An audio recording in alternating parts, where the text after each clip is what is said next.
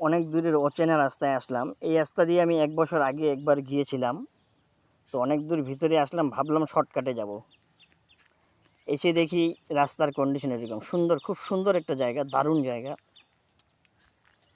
কিন্তু আমি অনেক দিন আগে আসছিলাম, প্রায় ১ বছর আগে এই রাস্তায় গিয়েছিলাম। আজকে হঠাৎ ভিতরে আসলাম, এদিক দিয়ে দেখেন রাস্তা ভেঙে গেছে, একদম ২ টুকরো হয়ে গেছে। একদম রাস্তা ২ টুকরো। এদিক দিয়ে যাবো আমি বাইক নিয়ে, যাবার দেখেন কত বড় গর্ত হয়ে গেছে, দেখেন রাস্তার অবস্থা, কন্ডিশন কি খারাপ, রাস্তাটা একদম ২ টুকরো হয়ে গেছে। তবে এখানকার জায়গাটা খুব ভালো, চতুর্দিকে চা পাতা বাগান, একদম নিরিবিলি জায়গা, এত সুন্দর সরু একটা রাস্তা, দেখেন খুব সুন্দর একটা জায়গা, দারুণ একটা জায়গা। আমি এই রাস্তায় অনেক দিন আগে আসছিলাম, তো আজকে বাইক নিয়ে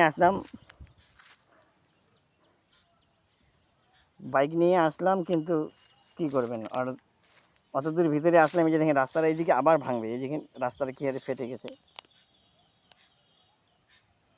রাস্তার কন্ডিশন দেখছেন, একদম পুরোপুরি টুকরো হয়ে গেছে। এইদিকে সব ঠিক আছে, একদম এইদিকে চা পাতা বাগান, এই যে দেখেন রাস্তাটা কত বড় গর্ত হয়ে গেছে, একদম পুরো টুকরো।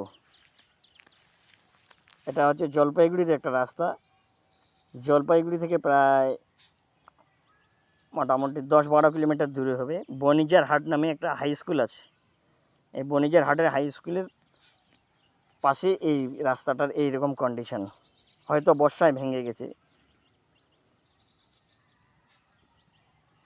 করুণ অবস্থা। দেখেন এত সুন্দর একটা রাস্তা, কত সুন্দর রাস্তা, পাকা রাস্তা, কিন্তু এরকম অবস্থা দেখেন, একদম টুকরো হয়ে গেছে রাস্তা।